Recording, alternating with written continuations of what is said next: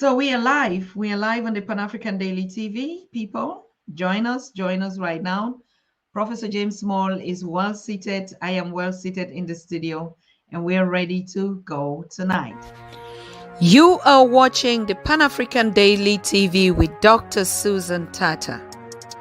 The Africa we want: unity, consciousness, our culture, our spirituality, our history. One Africa for Africans worldwide. Motherland's calling its diaspora home. Join my voice. Join my team. Join my campaign. Campaign 21 hashtag 1 million subscribers on the Pan-African Daily TV YouTube. Be a volunteer. Apply now. Be the new Africa.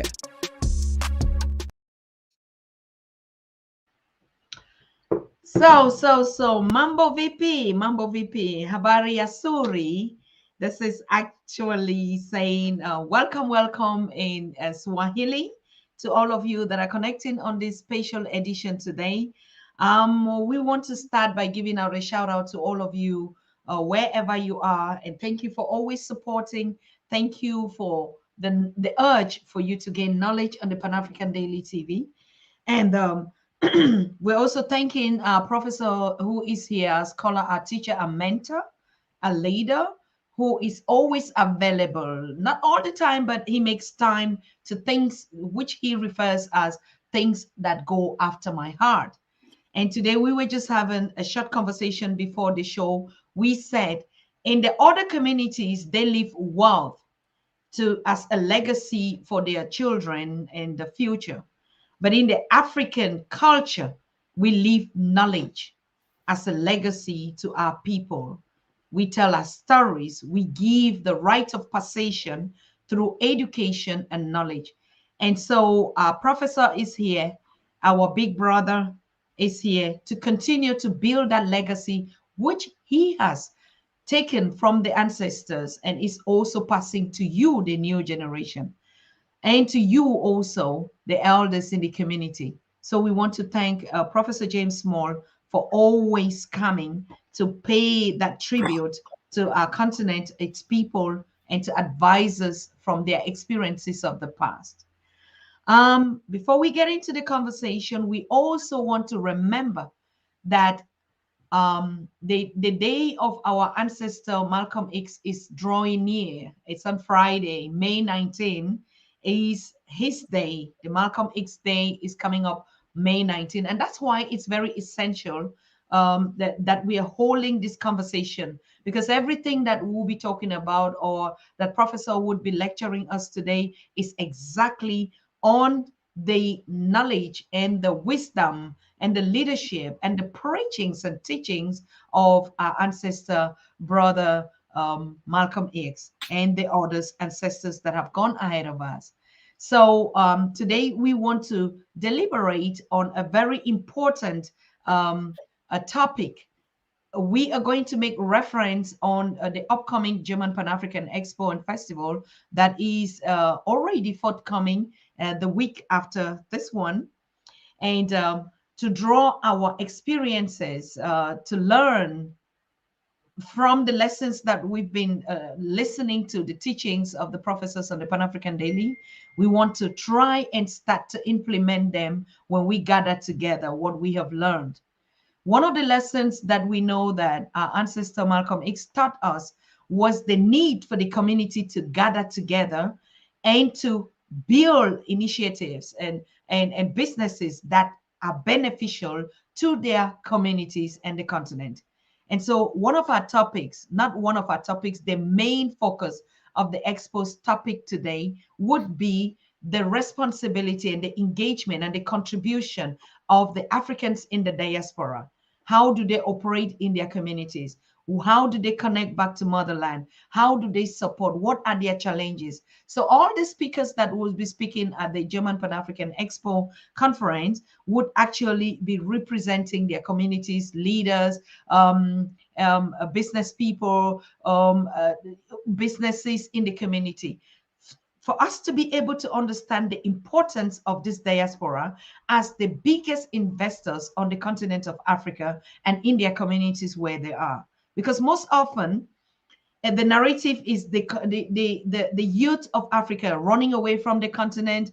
They are hiding in their diaspora. But we're going to just deep into this conversation to you to understand, for us to understand that even the work that the diaspora is doing as economic investors, political investors, cultural investors, spiritual investors on the continent is not small.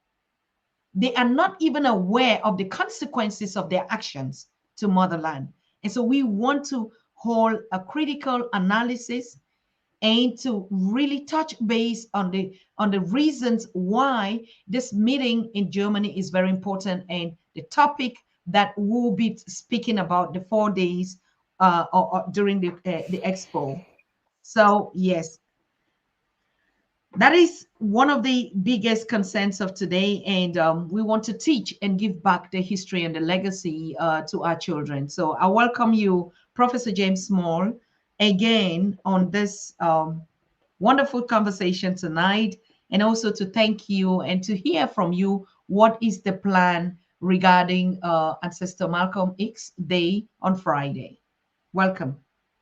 Thank you, Sister Susan. It's always an honor to be with the family at Pan-African Daily TV. And the topic is also significant because I don't think a lot of us realize the relationship between remittance from abroad, from the diaspora of Africans who have gone abroad, back to the continent of Africa and what it represents. Yes. It is above $96 billion a year that we know of. That's the one that goes through the mail and is sent by telex and et cetera through the banks. But there's that part that we bring in our hands and we put into the family hands, or we bring in our hands and we pay bills to the contractor building the house or the plumber or so forth. So we're talking almost $1 trillion. $1 trillion being sent from abroad by Africans in the diaspora back to the continent of Africa. That is significant and extraordinary. There was a slight drop of about 8% in 2021, but I think that has elevated again. So we need to appreciate. I saw a piece on, I think, linked yesterday, a young lady, sister from, I think, Uganda, and she was talking about the burden that's placed on the Africans in the diaspora. Correct. For having to send money back home to the family.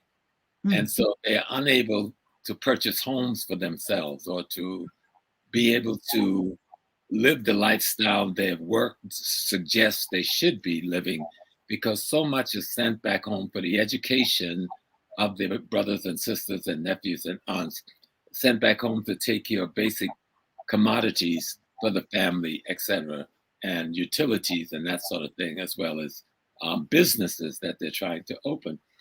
So it's a two-way street, and that is doing an extraordinary economic service to the continent.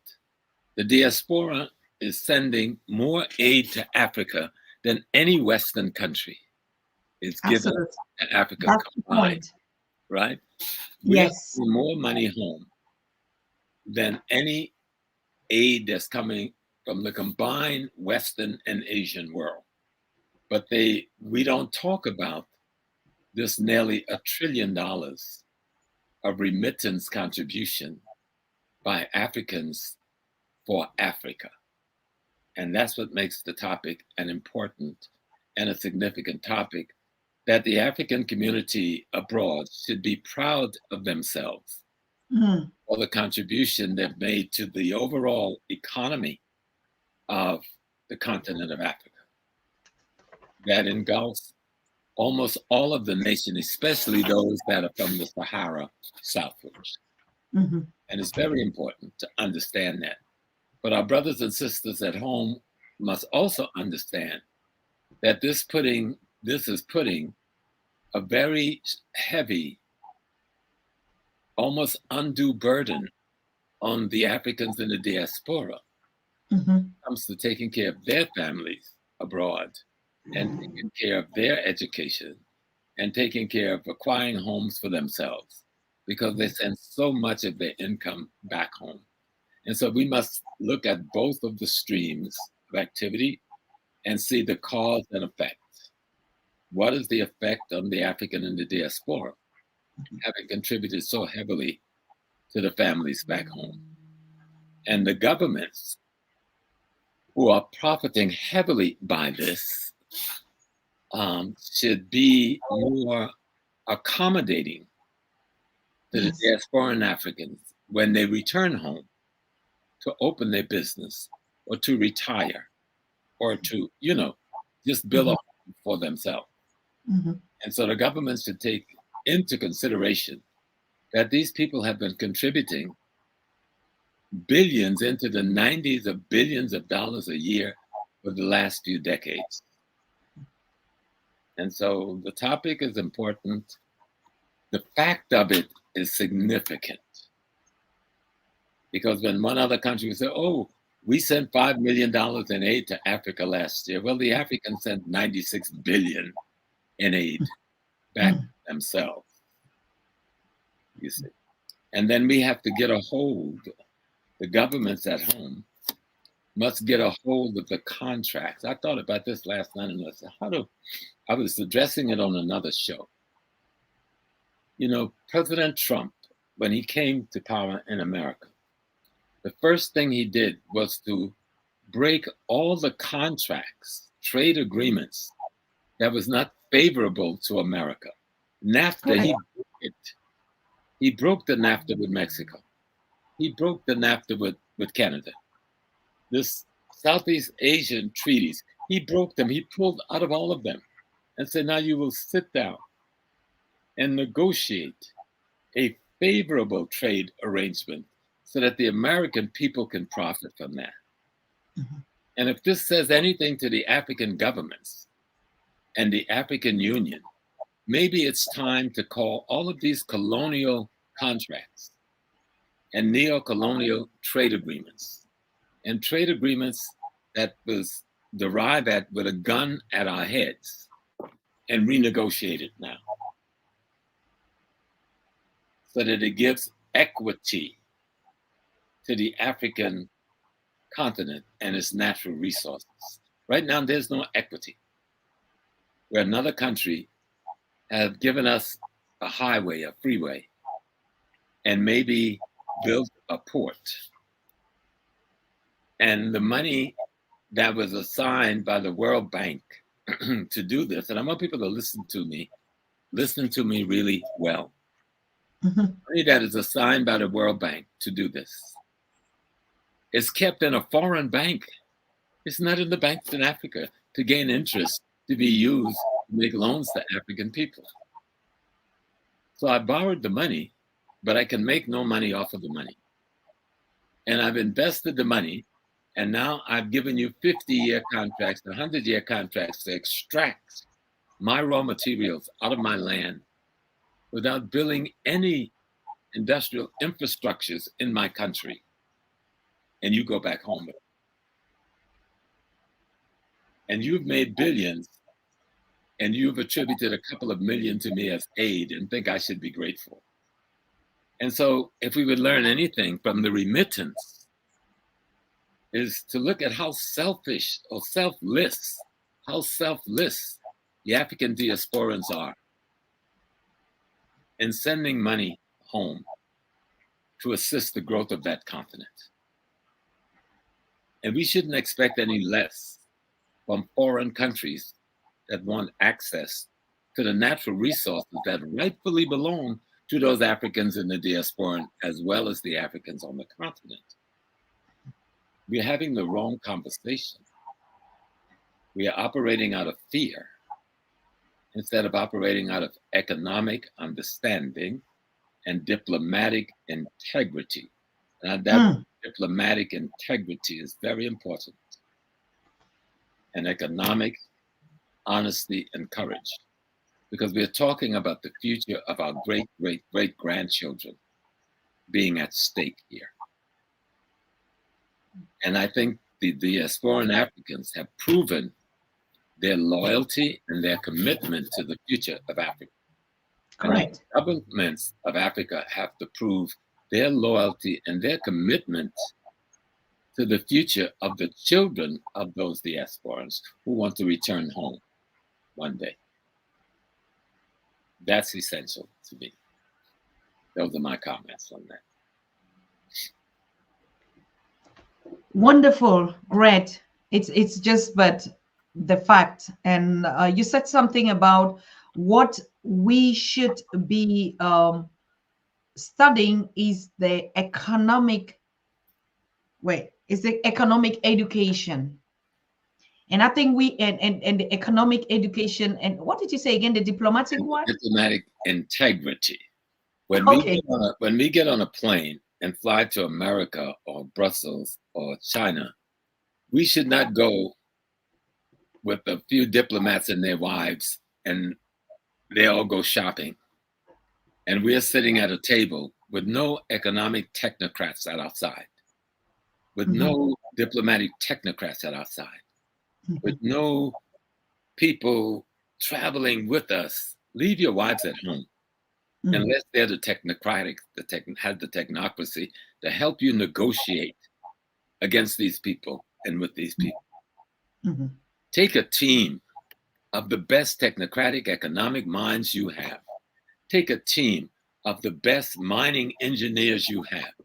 Take a team of the best freeway engineers you have and architects to go discuss these things. Instead of a few politicians who know nothing about these subjects except that they've been elected to office and their families going to shop abroad.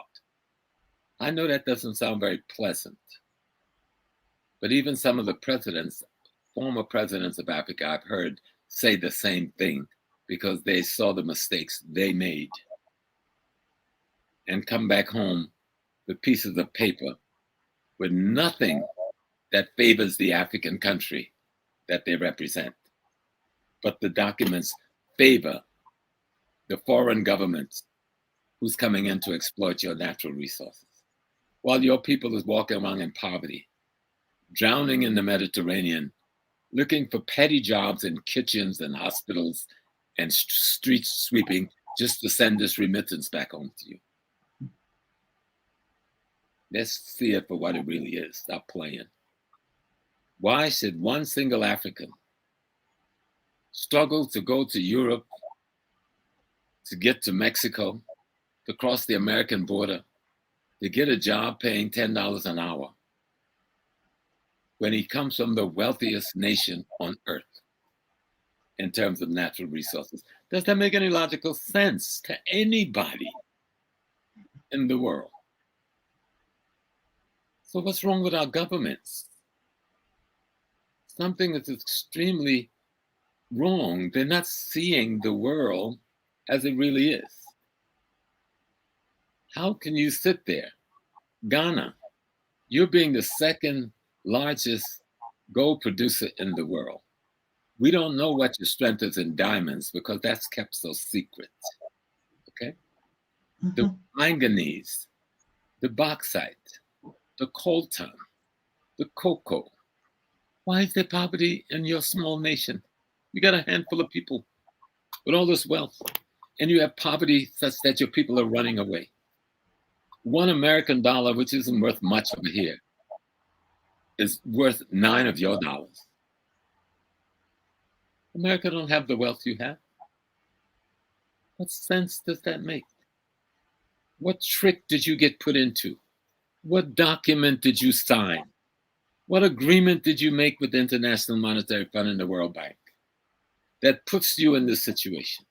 Not just Ghana, but the entire continent, except for maybe Tanzania, thanks to our beautiful brother Magufuli, who we lost, who I'm sure they killed. Zimbabwe, thanks to Mugabe, who they tried everything to destroy that economy. Either we're going to be real, because I don't come on these shows anymore and waste not one bit of my word playing silly games with the minds of Black people. Let's be real. This is about life and death of the children yet to be born. This is about whether we're going to be slaves in Africa, bowing to Chinese people who now own more land than we do, maybe in some countries. The absurdity that South Africa would have multiple Chinese police stations run by Chinese police, that is a violation of the sovereign integrity of your nation. Have you no sense of international understanding? Basic protocols on how to deal with wealth. South Africa is one of the richest countries in Africa. But when we negotiated our freedom from the colonizers, we let them keep all the wealth. They kept the oil, they kept the gold mines, they kept the platinum mines, they kept everything, and they gave us the slums to police and called that independence. Call it what it is. That's why I have never been to visit South Africa. I feel so sorry for my people there. What Nelson Mandela and them negotiated was simply nothing but a slave camp now managed by Black people.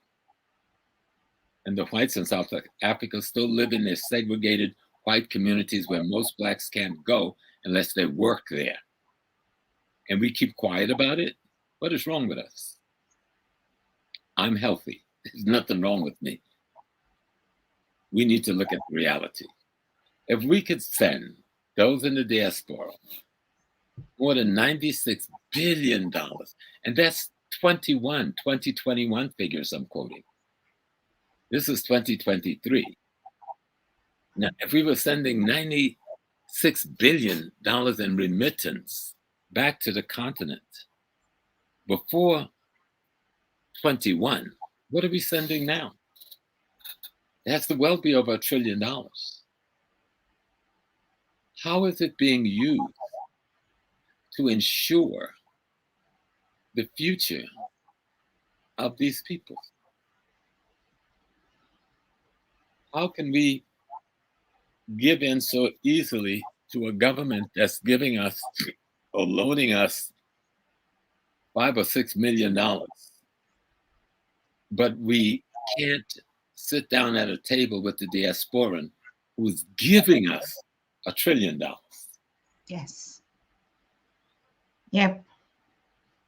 And I think part of this is on those of us in the diaspora. We need to go home better organized and let the African Union know that maybe it's better than that we go settle someplace else, maybe in Brazil. It's a Black country. Colombia has the third largest Black population in the world. Maybe we won't come back to Africa. Then we'll go to Colombia and learn to speak Spanish and put our $1 trillion there.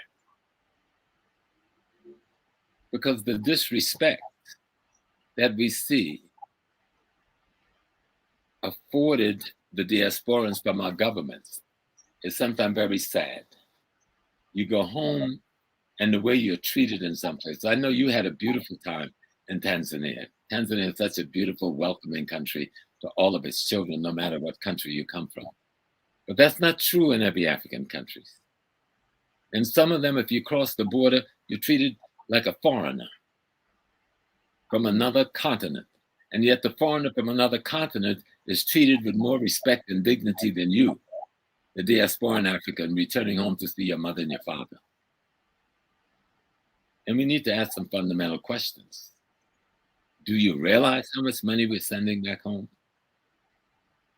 Do you realize the impact that money is having on the African economies in the very countries? If you don't, I would suggest that you do before the diasporan gets organized and find a way to use that money, even if we send it back home, but to keep it out of the hands of the government as much as we can. And create a private sector circle of capital that you can't just reach in and take yours off of the top. This is just real. or we need to be equitable with one another. Let's show respect for those young brothers and sisters that have to leave their village and leave their country and put their lives in danger to come to America or Europe or Asia to find work, to send money back home. While they live in poverty where they're at, they're making better money than poverty, but they live in poverty because they're sending the best of their monies back home. We must show them more respect than we're doing. We must show them more respect than we're doing. And we must find a time in the course of the year to say, thank you so much for what you're doing for the continent of Africa. The African Union should be at the front of that line saying thank you, because your $1 trillion, your 91 to a trillion, 91 billion to $1 trillion that comes every year is the reason why we're able to build this hospital, build this school, build this road, build this dam. And we are grateful. We are grateful. I've seen, when I won't call any country's name, I was in Ghana, in a country. I just invested $1 million. I have more than $2 million invested just in Ghana, me and my comrades in business, right? And I've seen foreign non-Black countries give $500 and their name is on the front page of the newspaper, and the government is praising them and thanking them. And those of us who just brought in the $1 million, no one knows our name. That's not right. It's not fair. You know? And it's not just true in Ghana. It's true all over the continent, from Uganda to Kenya, to Zambia to Cameroon, where brothers and sisters have gone abroad and they've remitted this money back home. And it has made a difference in the economy back home. Otherwise, things would be much worse than it is. And so how does the governments at home, via the African Union, say thank you to the diaspora? And maybe have one day a year where they do some kind of ceremony and give awards to these companies and families and individuals who make this great sacrifice for their countries and their people. I don't know what else you could say on the subject, sister. It's we're really getting the kind of education from you, because like I am in that space, and that's why we do what we are doing. To be honest with you, we are saying 96 million, like you said, but it's triple that, because that's what the economics are saying. That was back in 2020. Yeah, exactly. And the economists can never give us the right figure, because then it will be very challenging to understand that Africans in the diaspora as the main investors in Africa, on the continent, on Motherland continent. It is very real, like you said. 80% of the diaspora, I'm just taking the African community in Germany, they live, they live on an urge. And that's why Germans, themselves, I just take a simple example of intermarriage relationships that Africans, be they men or women, are married to German counterparts.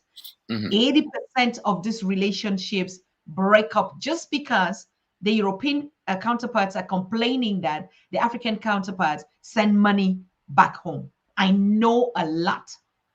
As a counselor and a community developmental expert on these topics, I have had to deal with this 1,000 times a year. And even in our own African on African marriages in Germany, most of the challenges that we're having in these homes is that either the girl or the woman is sending money to his family.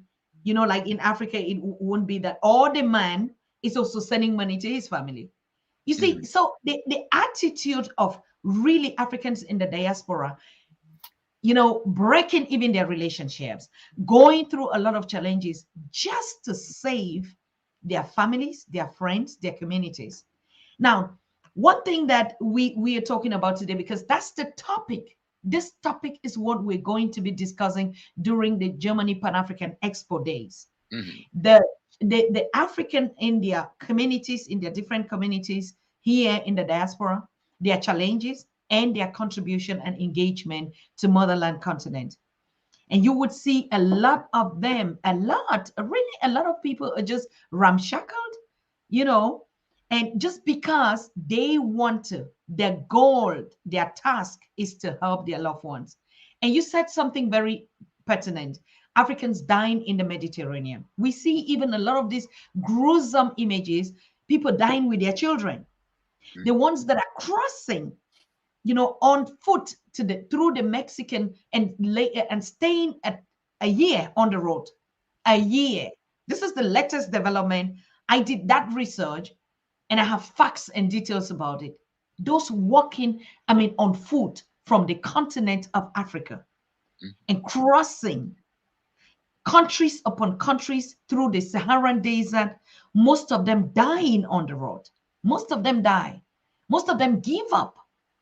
But the main purpose that we ask questions, why do you take such risk? And 100,000% would always tell you, I want to help my family back home. There's never an African that will say, no, I'm going to get rich and so that I show off to people, or I want to write, cars or buy houses and stuff. Every 1,000 that we interviewed would tell you, I am going to help my family, my community. This is the fact. And so African Union, the African government doesn't get this. It is either they're ignorant or they themselves are already into this situation that the mindset, like you said, they don't understand the reality for the diaspora and their contribution on the continent. And that's why we're saying the primary investors of the continent are not foreign FDIs. No, it is the African diaspora, and they need to be recognized, and they need to be adored, and also, be awarded, like you said. And this should come up. This should not wait 2063 agenda. This should happen, as a matter of fact, as we're talking today. Mm-hmm. And it's a part of the concept of Pan-Africanism that Ezekwe, Nkrumah, Kenyatta, Lumumba, what they were talking about was an African united and interdependent on one another, interdependent on its people and its states. And we have not realized that sense of Pan-Africanism yet.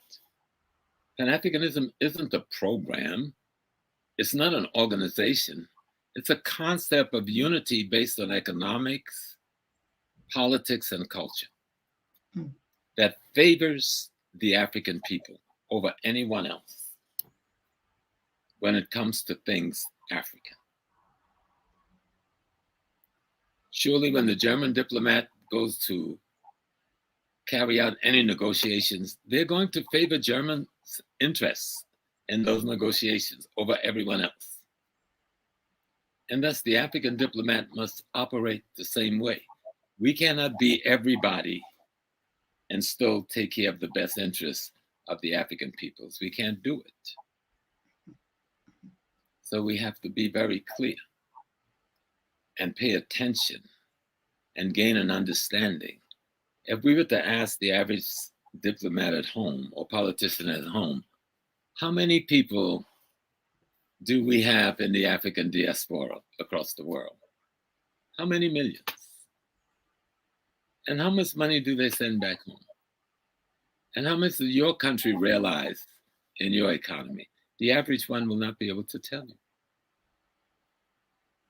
Yet the countries function, and some of them would have gone bankrupt without this money coming back to them. Mm-hmm. And so we need to be clear about the African world community. And we need to be clear that the African world community have an economic linkage, that the African world community have a political linkage, that the African world community have a cultural and spiritual linkage. If you look at the Indian community, the Indian banks in Mumbai and the Indian banks in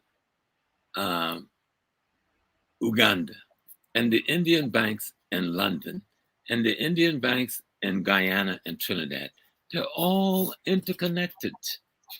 Where is the interconnected African bank? If you look at the Jewish bank in Tel Aviv and the Jewish bank in Switzerland and the Jewish bank in the City in London and the Jewish banks in New York, they're all interconnected with the one in Israel, with the one in Mumbai. Where is our economic interconnection? There's nearly 1 billion Africans that does not live on the continent, making trillions of dollars. And we have not come up with a political strategy to capture that capital so that it benefits the African world community like other communities do every single day.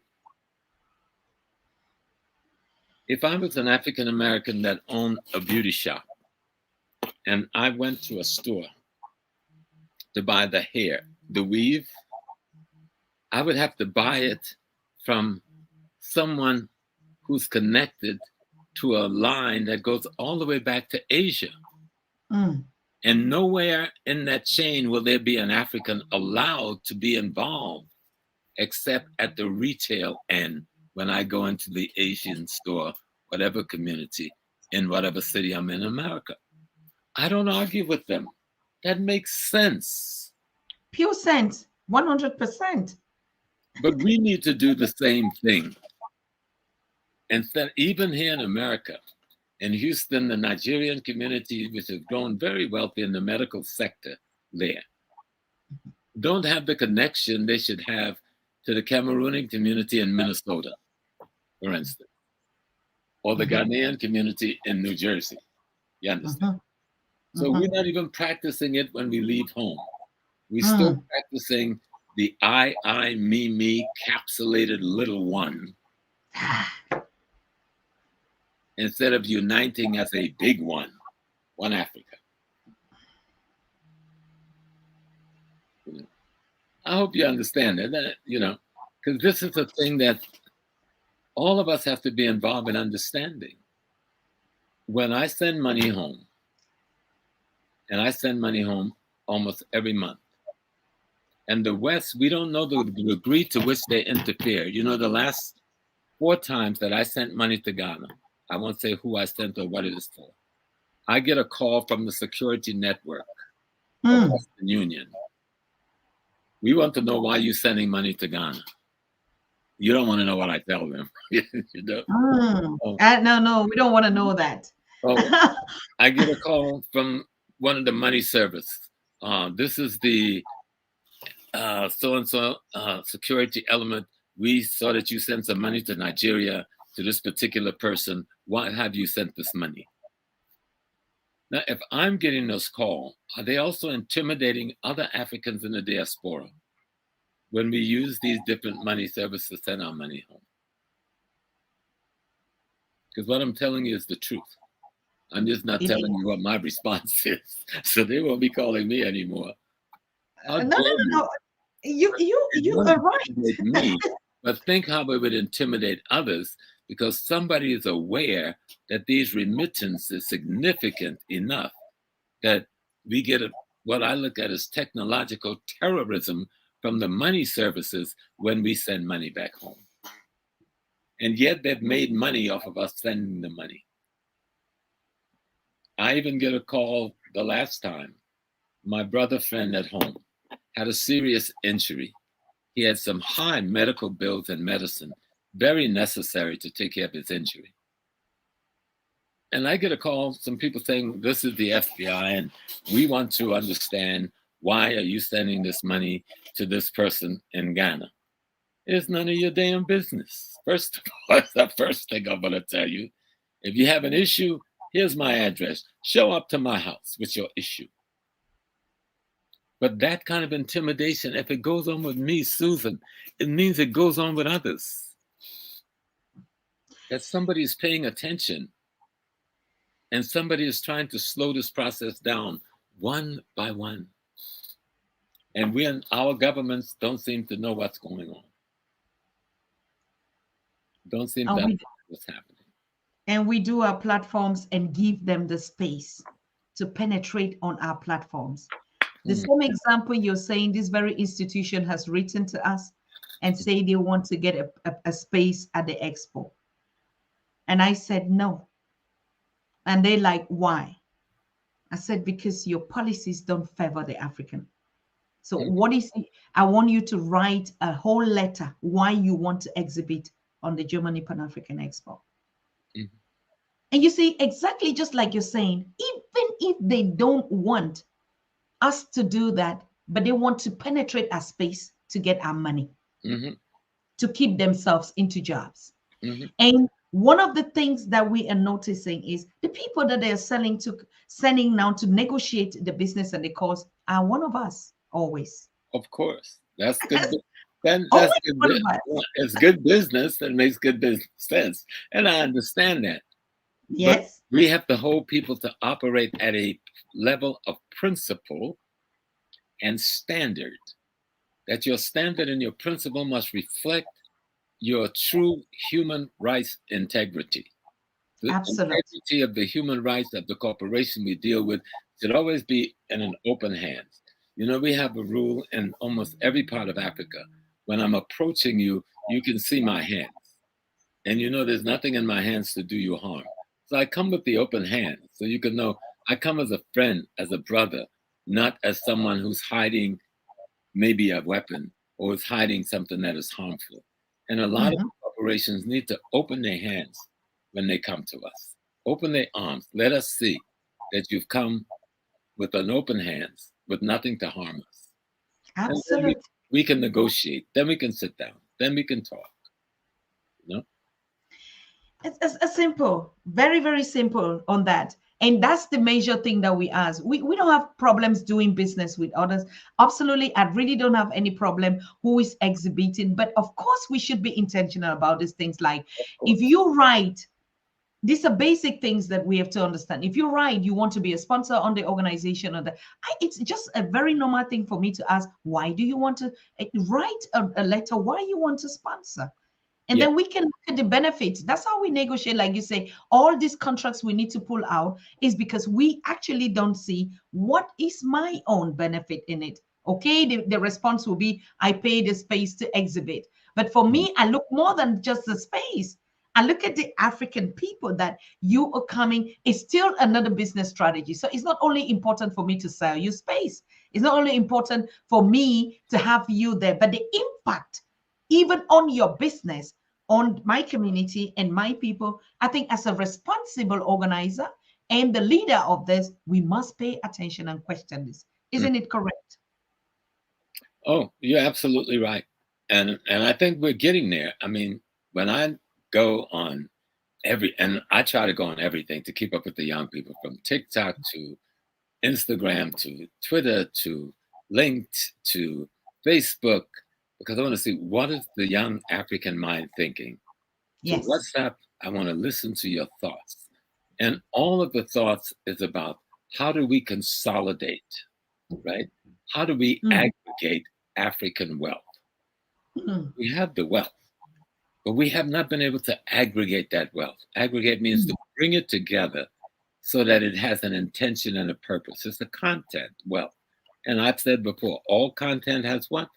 Intent, which you must first aggregate and consolidate the content so that you can determine how you have intent with that content.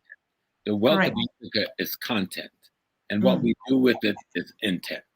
You know, and I see the young people understanding that very clearly.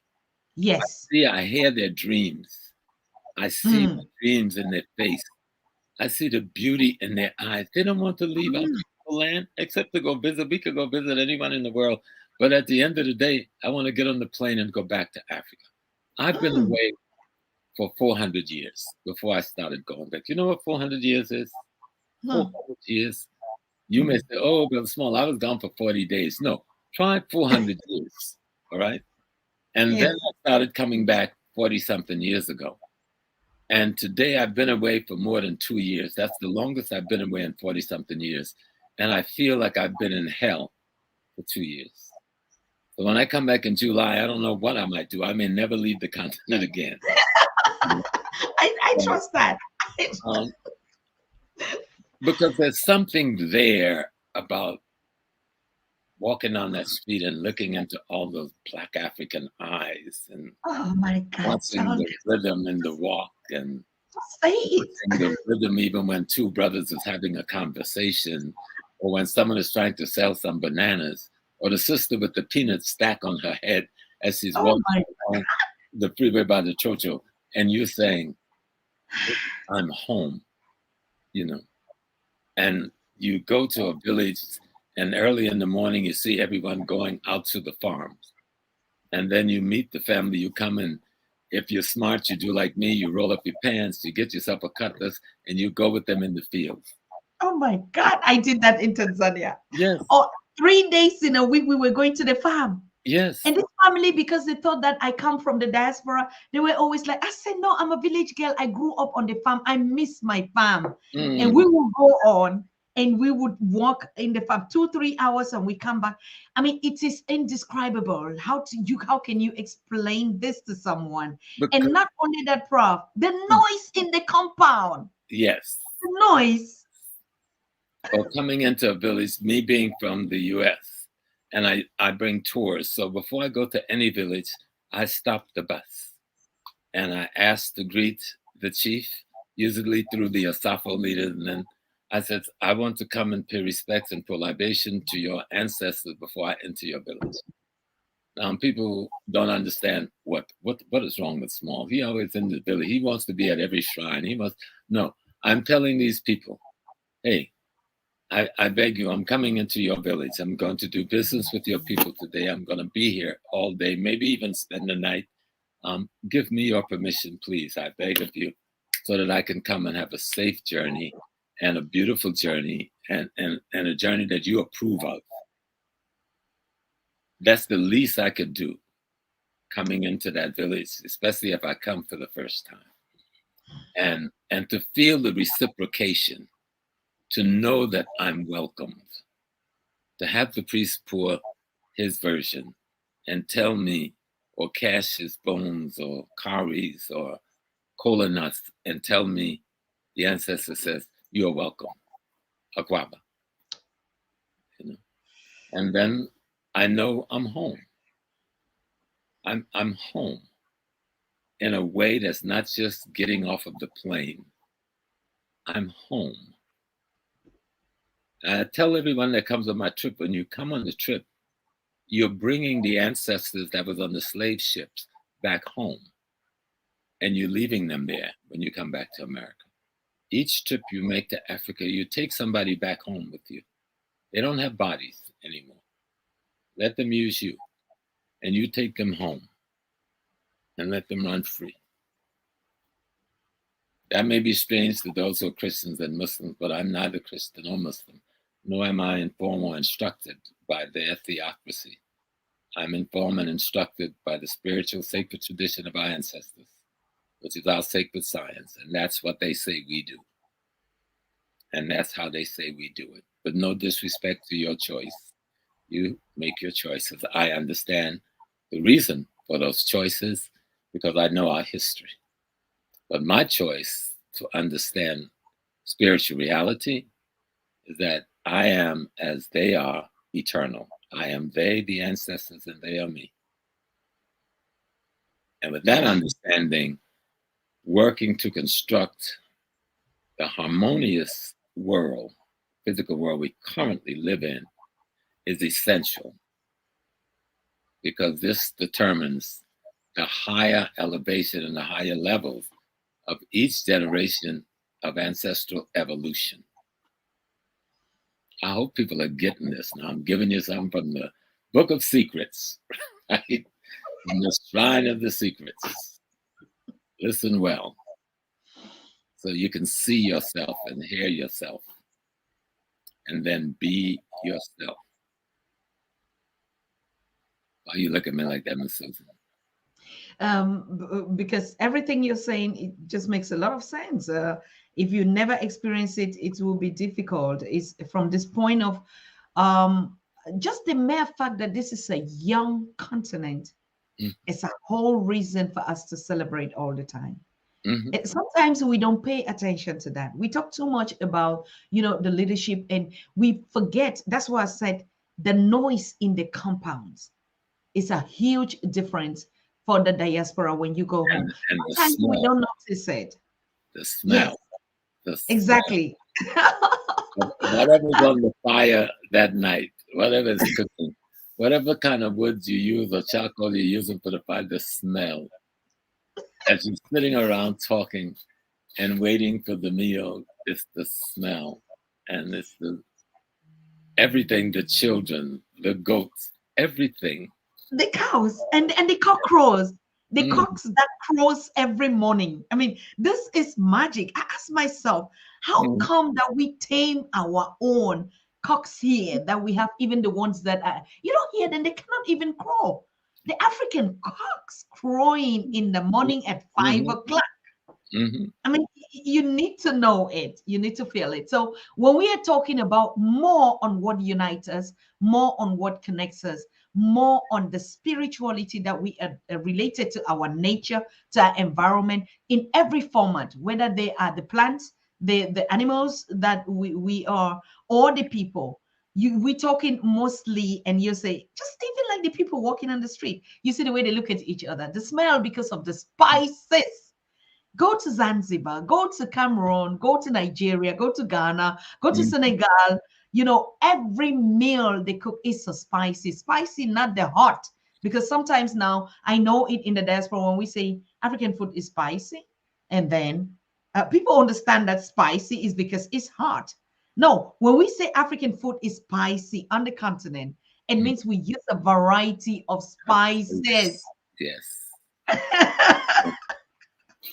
So, we have a continent to build. We have to build Yes. clinics. We have to build schools. We have to Mm, build hospitals. We put emphasis maybe too much on the mega hospital in the metropolitan areas and not enough emphasis on the small and mobile clinics in the village areas. Cuba, mm, which is acclaimed for nearly the last 40 years to have one of the best health system in the world. It has mega hospitals in its metropolitan areas, but in mm, all of its rural townships and rural capitals, it has small hospitals because most people don't end up staying in the hospital. It's an mm, outpatient operation. So if mm, you can build an efficient outpatient operation at the village level, you can get a handle on the medical situation in the country. mm, You know, mm, even if you have assigned to each one just one doctor and one nurse, and they can train the other aides and assistants from the community that's needed. mm, This is a question of supplying the necessary and critical drugs and pharmaceuticals that's necessary to sustain them. But we need to be thinking of things like that. How do we do that? So I don't have to think of, oh God, I don't have an ambulance. Oh, I don't have a car. I can't get to the hospital. When the clinic should be right down the street, right down the road. Except for major surgery, it should be able to do everything else. And we need to mm, study those systems and then use our money to bring them into being.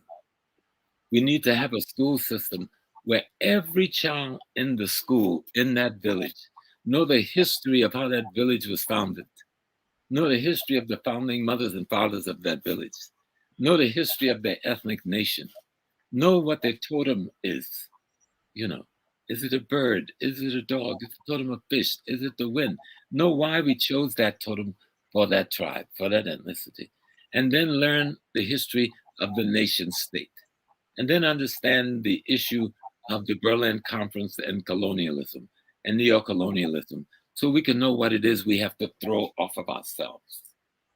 But first, know yourself, see yourself, be yourself, so you can recognize what is not yourself as you're building your society to reflect your needs and to reflect your aspiration for how goods and services are delivered. Because we're talking then about the ethical, moral principles upon which even the merchant behave towards the shopper, which we see every day when you go into a marketplace in Africa. No one is forcing something down your throat. If there's something you bought and you didn't like and you bring back, no one is, oh, I don't want to hear from you. They will say, it's okay, fine. What is it that you need? Give me this cloth. You don't like this cloth. As long as the cloth is not damaged, then what is the cloth you need? Well, this cloth may cost a little bit more. This cloth may cost a little bit less. We'll work that out. We'll sit right here. I'm not going to say $50 and that's it, or get out. We'll sit here. So it's not 50 you have. Okay, $45 be fine. Let's go. You go. There's just a whole nother human reality and how people should deal with people.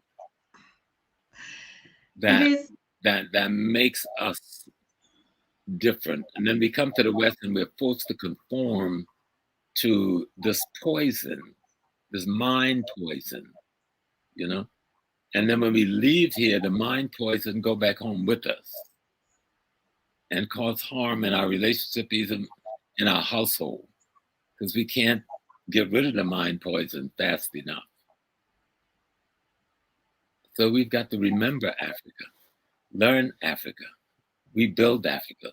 So our freeway should reflect not just that this is for the purpose of cars, but what is allowed to the pedestrian should be as extraordinary as what is allowed to the cars, and as safe, you know, and how we construct things.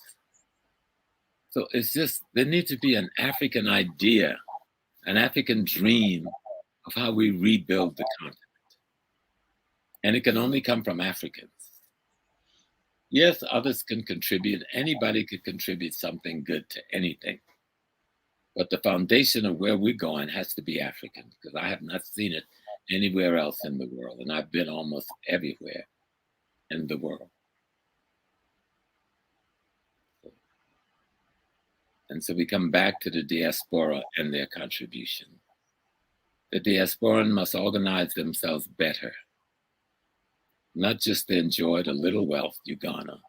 And you should do that too. You have a right to enjoy yourself in the life, in the world, but to organize so that we can consolidate our wealth.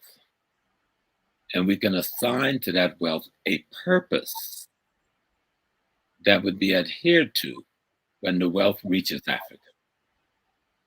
It can't just go there and then we come home and we can't find a clinic nowhere near the village. It can't just go there and then we come home and our children don't have computers in a technocratic world of today. It cannot be like that. The wealth must be reflective of the things we would like to see happen in the country. And so diasporans need to organize committees wherever they are to take responsibility for the intentions of the content of capital they're remitting back home. And you'll begin to see a difference in the quality of politics back home when you do that.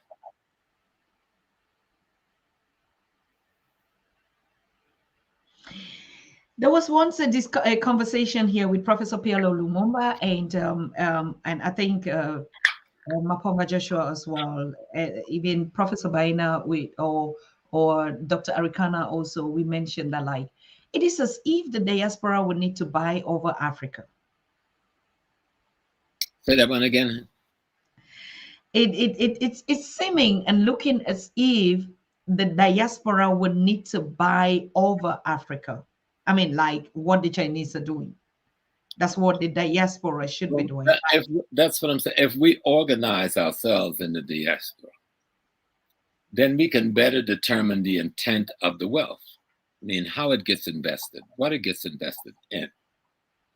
you have to aggregate the capital. Right now, we have the capital is coming in a bunch of thousands and thousands of small streams. What if that capital had a bank, a diasporan bank in the continent where these remittances were going? And the bank's policy was determined by the diasporan committees on how this money gets invested in the varied communities and the things it gets invested in.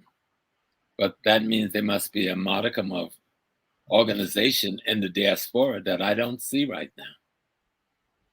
I don't see it. You see a few things here and there, but we're talking about nearly 1 billion people living off of the continent. And I don't see that organization. And that organization is missing because of the fundamental element of culture. See, we want African culture, but we don't want the African spiritual understanding that informs the culture, because we have another person's religion and spiritual understanding that does not inform our culture in a positive way. And so we end up rejecting African culture, except for the symbols. Dancing is a symbol of culture.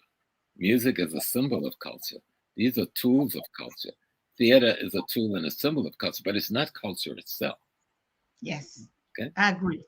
Culture, absolutely, the belief system that we have about life itself. Yes. And all of the tools, jobs are to demonstrate that.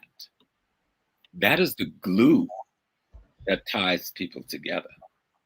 It is that glue that's missing.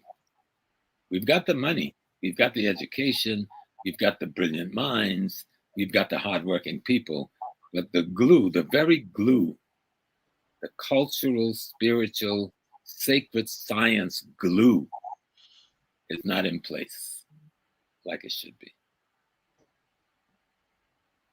Ashe, that's very correct. Thank you very much. I think, yeah, we would be rounding up, and we want to talk a little bit of the Malcolm X Day that is coming up on Friday. Yes, I know that the Sons of Africa and the community out there always pay a pilgrimage to his grave and the wife. Could you just tell us how it's going to look like this year? Right. So it's the Sons of Africa works under the auspices of the Organization of Afro-American Unity. And I am the international vice president for that body. And I am the magistrate for that ceremony. We do a pilgrimage to Malcolm's grave. And that pilgrimage is in its 58th year. And we have done it 58 years. This year will be the 58th year. At the same time, at the same place, without ever missing a day. I have presided over it for much of its 58 years. It was begun by our late president, Ella L. Collins, the sister of Malcolm X, of whom at that time I served as her chief bodyguard. And we do a ceremony that involves the Islamic community and the traditional African spiritual communities and the Pan-African community at the grave site. His wife, Betty, is buried there, but this is not a day to honor Betty. We put a stool draped in white to symbolize her. This is Malcolm X Day. There are other days we honor Sister Betty, Dr. Betty, but this day we're there to honor Al-Hajj Malik El-Shabazz Malcolm X Omowale for the contribution he made and for the sacrifices he made in giving his life towards Black nationalism, towards Pan-Africanism, towards trying to educate around the unity of African peoples. He challenged the world on multiple levels, economic, political, and cultural, on behalf of African peoples. And for that, he was assassinated by the state. It was the government of the United States that killed him. And I want the world to hear that very clearly. Elements of the Nation of Islam indeed got themselves caught up in it, but this was an assassination like that of Patrice Lumumba, Sankara, Emerkal Cabral, where the nation state of the Western world decided that this man is too much trouble in the African world and we must eliminate him, and they did. But for those of us who represent the OAAU, myself and our president, Malcolm's nephew, Rodnell Collins, and those who represent the Sons of Africa, led by Brother Charles and Brother Reggie. And we have a strong group called the Malcolm X Support Committee, led by Brother Zaid Muhammad. And then the Mosque of Islamic Brotherhood, whose leader was sent to the Middle East to be trained by Malcolm when Malcolm was alive. They always preside the Islamic ceremony, and I preside over the traditional African and the overall ceremony. We try our best to involve all of the community. There's no assigned roles except for those two, the imam and myself. All of the other things that happen, we will pick people at random from the audience every year. And the ceremony, I'll just explain it really quick. It's a very strong ancestral ceremony. We drape the grave in our flag, which is red, black, and green. It is the oldest flag in the African world except for Liberia and Ethiopia. We are the third oldest African national flag. And then we surround the grave by brothers wearing white and turbans to symbolize Africa. And then we surround them with children, which symbolize our future. Sometimes it's 100 children or more. Then we surround them with the parents. And then we have an elder female speak for all elder females. Then we have an elder male speak for all elder males. And then we have the children speak. And then we do the rituals and the prayers. We set a chair there with a photograph of Malcolm in it because we consider the seat of our paramountcy to still be vacant, that none of us can take his place. And then we have a stool draped in white for Sister Betty, his partner, because she's also buried there. And that's with the other details. That's the ceremony as we've repeated it for 58 years. And when we leave there, we will have a big ceremony on the streets of Harlem, where we will close all the stores in Harlem must close from 1 o'clock to 4 o'clock. Those who will not close, we will close them. But that part has been going on for 25 years, so the stores automatically close on that day from 1 o'clock to 4 o'clock. And in the evening, in the Audubon Ballroom where he was assassinated, his children will have a celebration of his life, starting at about 6 p.m. to 10 p.m. And all around the country, all over America, we will celebrate Malcolm X Day. We do not want the government to declare this a holiday. We sent the communication to all African nations in 1965 and Caribbean nations that we have declared this a holiday. And so it is. I have never done anything else on this day except visit my brother. My children have never been to school or anything in their 50-some, 40-something years because their obligation is to be here to celebrate Malcolm. So there will be busloads coming from all around the tri-state area and many cars. And we'll have fun too. It isn't sad. It's not a sad occasion. We have drumming, we have flute playing. Occasionally we'll have a dancer. We have poetry, just to tell him we still love you, ancestor, and we're calling your spirit, we're calling Sister Betty's spirit, come and celebrate with us. This is your day. Malcolm X Day, May 19th. That's what we do. And you know, for some who didn't know, when he was assassinated, I'm his successor as the imam over the mosque. He was the imam over the Muslim Mosque, Inc. And after his assassination, some months later, I was elected as the imam at age 21 over the Muslim Mosque, Inc. And back in those days, I was El Hajj Amin Shahid. But then I realized that I wanted an African religion, you know. And so I left the Islamic community to submerge myself into the Akan tradition, into the Yoruba tradition, into the Voodoo tradition, which is a reflection of the greater African spiritual tradition.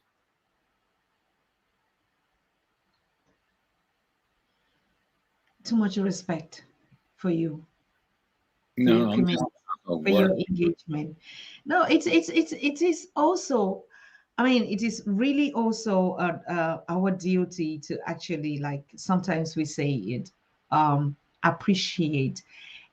Like I said in the beginning, those that are joining, that, most other communities, they say when they leave the wealth, their wealth is what they leave as a legacy to their children and the generations. In the African traditions, they leave knowledge as Mm, wealth that is passed on from generation to generation. That's why even more people, when they say, Africans don't read books, no, because our books really, are us. Our we books are created us. books. Tell them we created books. Yes, and we are the book.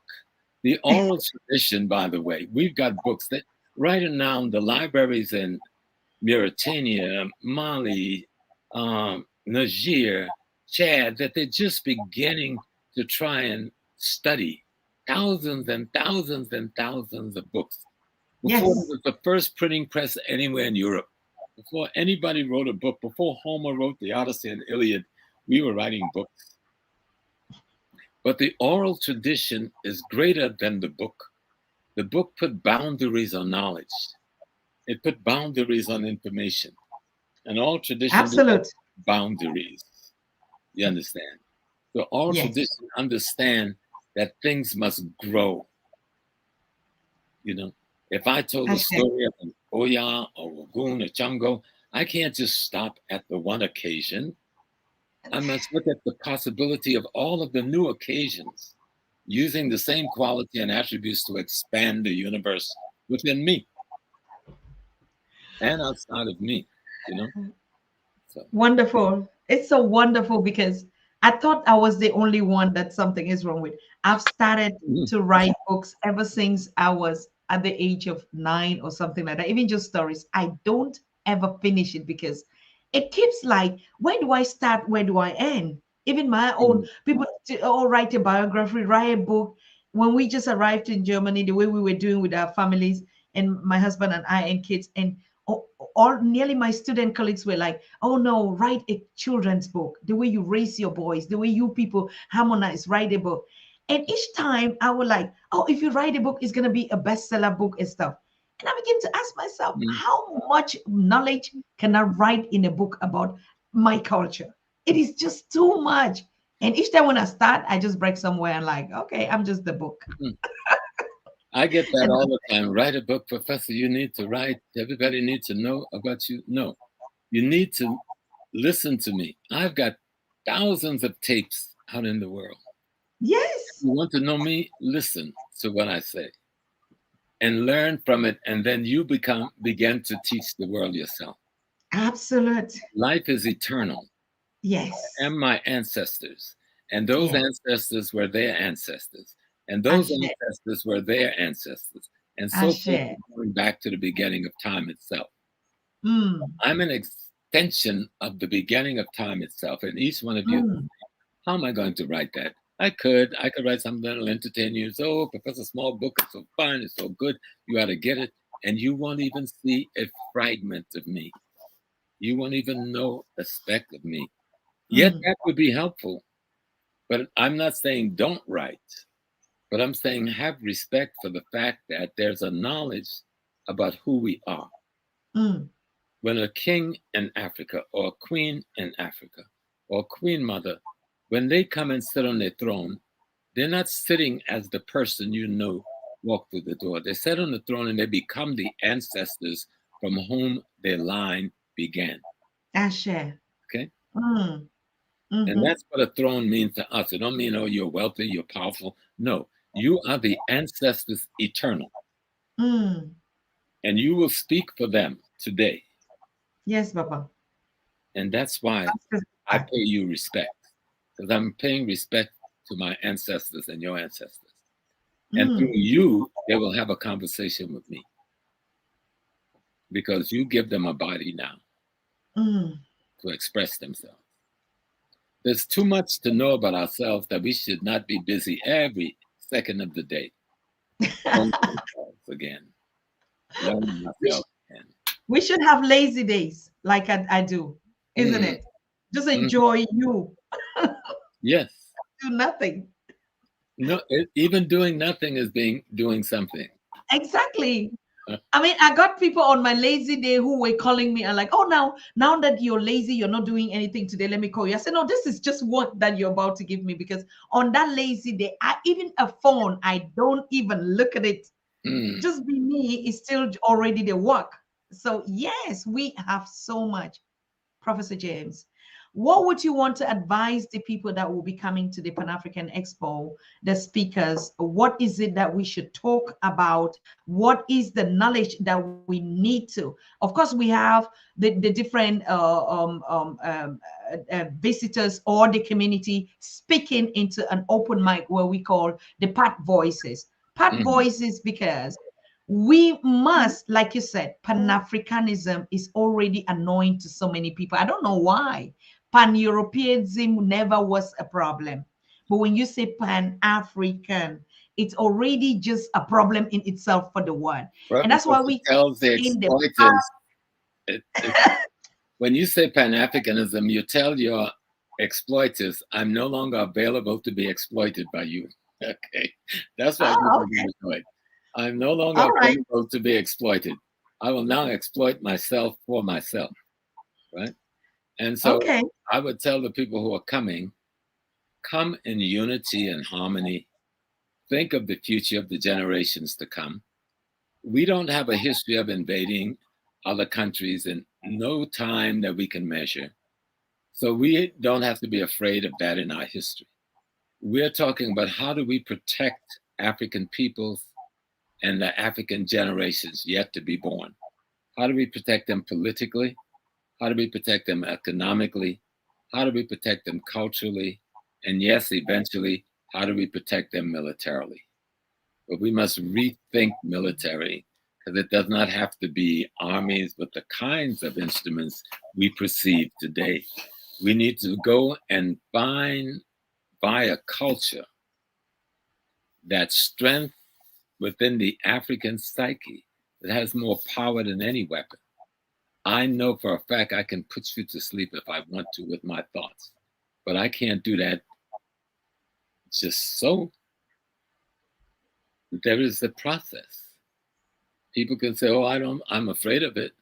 If we wanted to hurt the world with voodoo, we can, and we could, but we don't, because that's not how it works.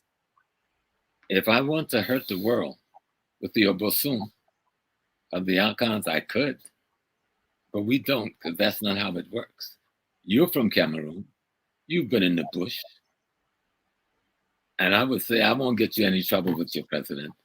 But he's there because they said, we will not take him from there. Let him stay there. He just do the things that's appropriate. Because there was a point at which they said, you're being inappropriate, Paul. Now you do the things that's appropriate, and the ancestors will be well with you. And then the time will come when the transition will happen and the young people will know what to do. Now, I've said all of that, and only Susan Tata truly understands me, you know? But we have, if we bring our culture back to life, and now that we've had the experience of misidentifying the integrity of other human beings, we won't make that mistake again. We won't let people into our house, to our dinner table, to poison us again, to burn our house down again, to kill us at our doorstep again. We know better now. So now let's use the powers that we have to make our world a better world. And any enemy that comes to our door, let them know that you do not have entry here anymore. Now, I've said what I said without saying a lot of things. If you're truly an African mind, you know exactly what I just said. You know exactly what I just said. I share. Wonderful. Thank you so very much. It's been a wonderful conversation here with you each time, all the time. It's always warm to be here. And we learn a lot. We share a lot. We converse. Just have a spacious space and time for ourselves where we learn from the experiences of the past and what we can take into the future is actually very important. And this knowledge as a legacy that you're giving to us, like you said, you're everywhere. You're everywhere. And our sisters are everywhere. There's no one day that we'll have. I know a lot of people that wrote to me, can I have a Professor James book? And I said, Professor James is a book itself. You can read it everywhere. You can read it. I am writing a piece. I am working on a piece on African sacred science. I do think that we have to reteach, with the help of the shrines, because I would not do anything without permission, the young people, that we do have a scientific system of understanding reality, of understanding nature, of understanding ecology, of understanding cosmology. That's what our culture is really based upon. Right now, we relegate our culture to dancing and music and dress and colorful clothing. Those are just titular aspects of the tools of our culture. Our culture is based on explaining the cosmology, explaining the ecology, understanding the environment, how it works for us in its most optimum ways, and how we work with it in our most optimum ways. That thing is then celebrated as culture in an hour by hour, day by day ceremonial called life. Somebody disrupted that and brought us their culture, brought us their language, brought us their religion, brought us their worldview. And thus our worldview was put in the grounds, buried. Our culture was set on the wayside, ragged. Our language is only used intermittently instead of dominantly. So those are the things we have to change if you want to truly be free. You've heard me say it before from Dr. Hilliard. True freedom is to be shackled to your identity. True freedom is to be shackled to your identity. Otherwise, you're somebody else's slave pretending to be you. And just imagine, I said it the last time I was here, there is a European or a Eurasian consciousness that lives in each of us since our conquest that we mistake to be ourselves. And when the real African spirit tries to make entry, it is attacked by a European spirit disguised as an African spirit within your own consciousness. Oh my God, that one we have to read it in that book that you're saying. This one is a whole topic on itself. Like there's some two energies that are fighting because one energy actually corrupted the origin of the other, and each time this one is trying to elevate and grow, the other one wants to occupy your house. It occupies your house disguised as you, and when you come home to your house, it ejects you. Hey, this is so powerful. This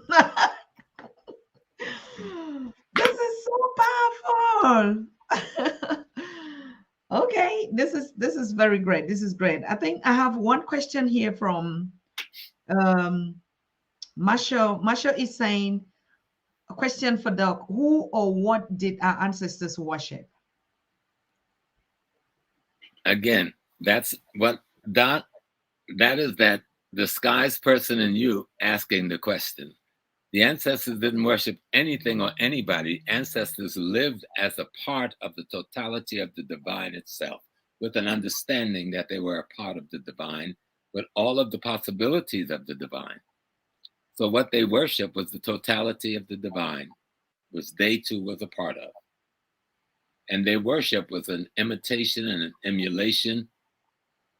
And that imitation and that emulation becomes an innovation with each generation. This is again, Prof. Who did our ancestors worship? We did not worship a who. We did not worship a who or it. We celebrated ourselves. To celebrate, we are the totality. The Ewe, they say it best. Sogbelisa. Sogbelisa. You know what Sogbelisa means? The totality of creation itself as the divine. So the totality of creation itself as the divine includes you as an aspect of its totality. So who are you worshiping? Totality of the creation of the divine. The totality of, when we say God, we mean the totality of creation as the divine. As the divine, and including you. And that includes you. You are simply an aspect of the totality, containing all of its possibility in your micro self. It is the macro, and you're the micro. And what has happened, the European has disrupted that understanding by separating you from the totality. And then you worship this object outside of yourself. Did it free us from slavery? Did it free us from colonialism? Did it free us from neocolonialism? We be hooping and hollering and all these other people's religion, worship and all these things. Has it kept us from having to leave home and struggle and go abroad just to make money to feed bread? No. So something is wrong. Find out what's wrong. And what is wrong is the story of the tree, the boy and the tree. Let me tell you that story really quick before we go. There was a little boy, and he grew up, and there was this big tree in front of his house. And he would pick the fruits when he was a little boy. He would climb the tree and he picked the fruits and he ate the fruits. And then when he became a young man, he cut down the tree, the limbs and stuff to build his house. He built a beautiful house from the tree he wants to eat the fruit from. And then when he got to be an old man, he sat on the stump of that same tree. And he realized that me and the tree, we've always been the same thing all the time. Or the other story of the little boy that goes all the way around the world. He's looking for the light. And finally, when he's a 90-year-old man, almost 100, he's coming through the woods and he sees a flicker of flame in an old broke-down house. And he goes towards that flame thinking, I finally in my old age have found the light. And it was the fireplace of his mother and father's home, the place he left all those years ago in search of that light. Now we have to pick this one more call because it's a tradition that we usually did not call again on the show. And I have a call. I think that's a very interesting call and a question. So go ahead. Professor is listening. Hello. Good evening to you. Good evening or good night to whoever. Good evening, sir. I'm not too sure. That question may not be with the topic that you have at hand, really. But I just want to know an experience from Doctor. I want to find out what was the experience of worship for our ancestors. What did they worship, or who did they worship? I think. I'd like to know an answer for that, please. Right. Thank you. Right. That question you keep asking. Who did they worship? They didn't worship a who. What did they worship? They didn't worship a what. That's what I was trying to explain. We are trying to take the Christian model and slip it over the African model. It doesn't work that way.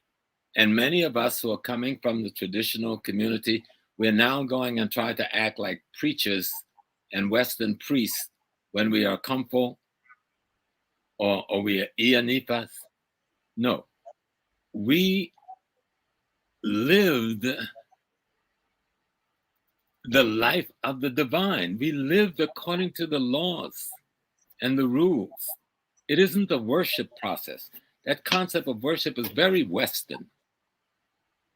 We lived it.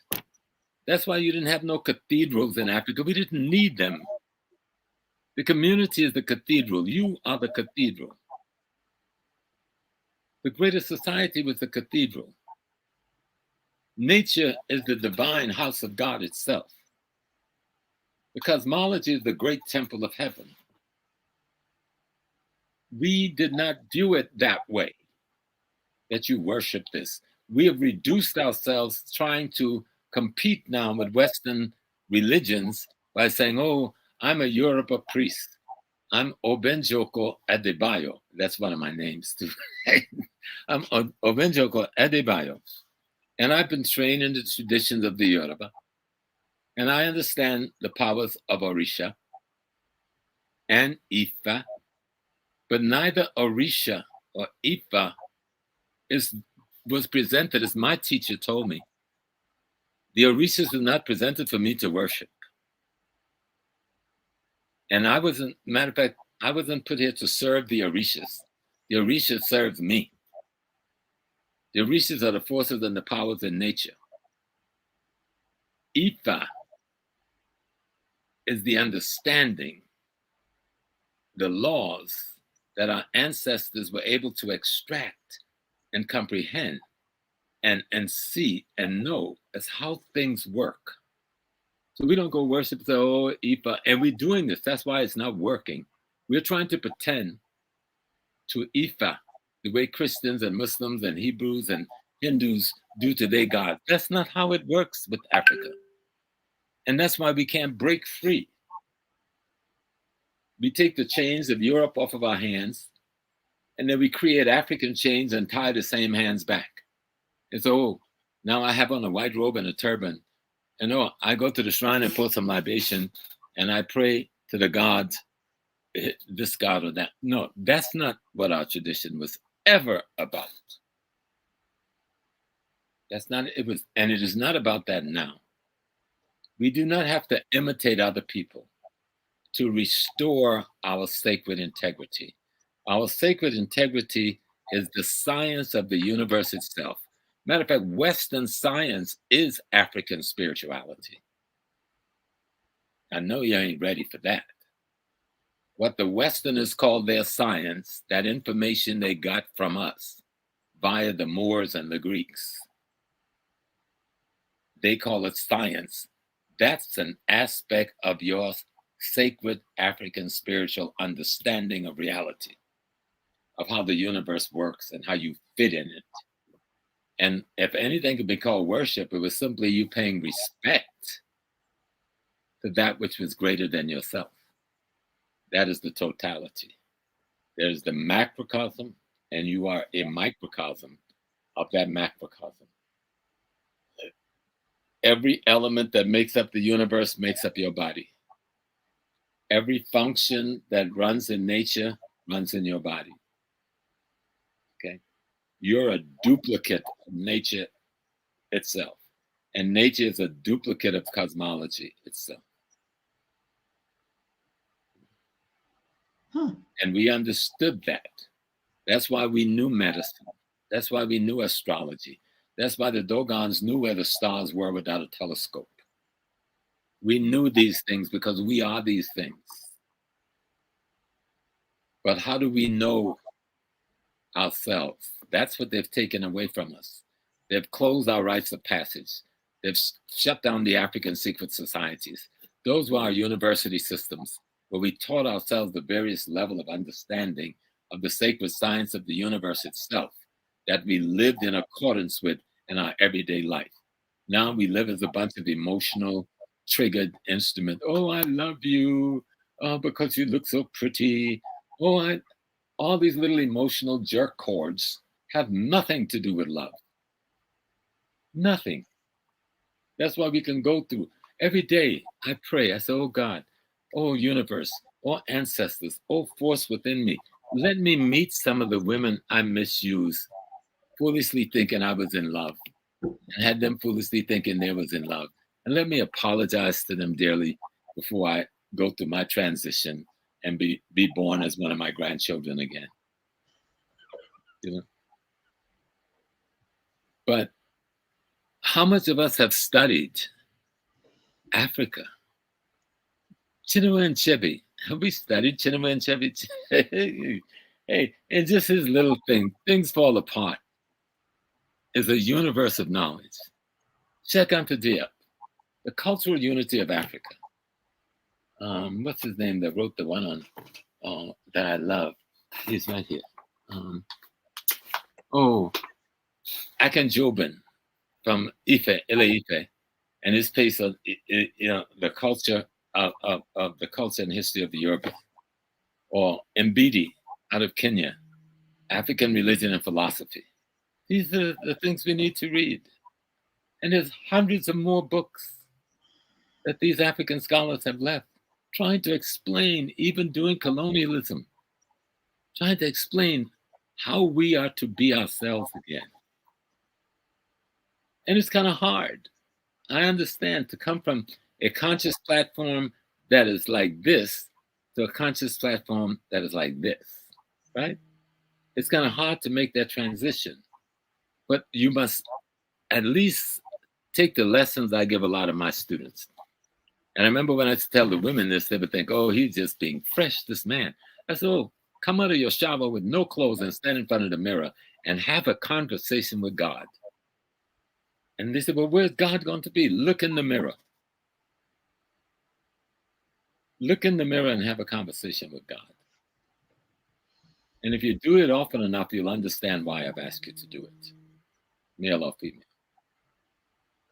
Ask yourself, when my mother and my father gave birth to me, who were they giving birth to? They were giving birth to themselves. And when my grandparents gave birth to them, who were they giving birth to themselves? So who am I? I am all of them. But the thing we call culture is what triggers the memory so that we can remember when we were them. And that's what allows us to solve the problems in the future. This is so deep. Again. Do you feel this? Professor, I'm telling you, it's like, I don't know, I can tell off. We feel you like, just go on, please. I just don't want to, no. You know me.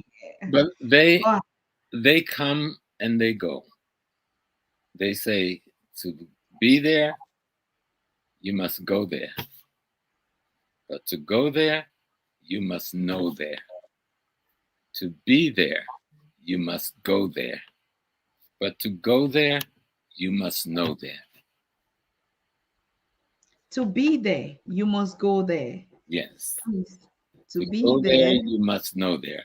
The sister that told us that was, she was the anthropologist, Zora Neale Hurston.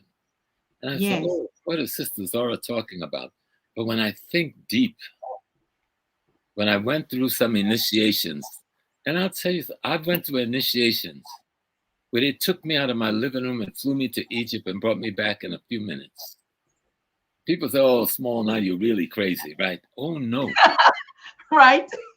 You are, when it first happened, I almost went crazy. I jump up in the house, I'm screaming, I'm running around the house. My wife and children all ran downstairs. My wife said, that's what you get. You're sleeping in front of that shrine every night. Get up from the shrine. Come upstairs. Come to bed. You know, those people in the shrine going to drive you crazy. And I said, no, I'm going to rest and drink some water, and then I'm going to sleep again. And they came for me again, except this time they secured me, and they showed me things. These bodies are houses we live in.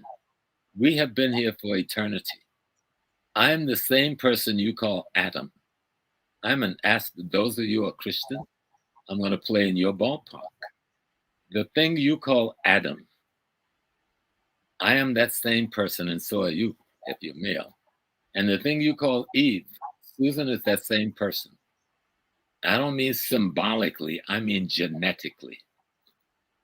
Now you get to that one, and you can't disprove it. Take your genetic science and see if you can disprove what I just said. Professor. Yes. Speak. We are eternal, and that's not a joke. We are the universe, and that's not a joke. When you go to fill your belly to replenish your cells that have died from your labor during the day, you don't cut up another human being and eat it. You eat the vegetables and the meat and the fish and chicken. You eat everything else out of nature, which eats everything else out of nature, and you recreate yourself by recreating yourself. So are you not everything, and isn't everything you? Absolute. Playing with our heads with silly little religious ideas that don't tell us the truth. Africans didn't worship anything. They respected the totality of the only thing. Like in Ghana, they say Jinyami and Jinyami.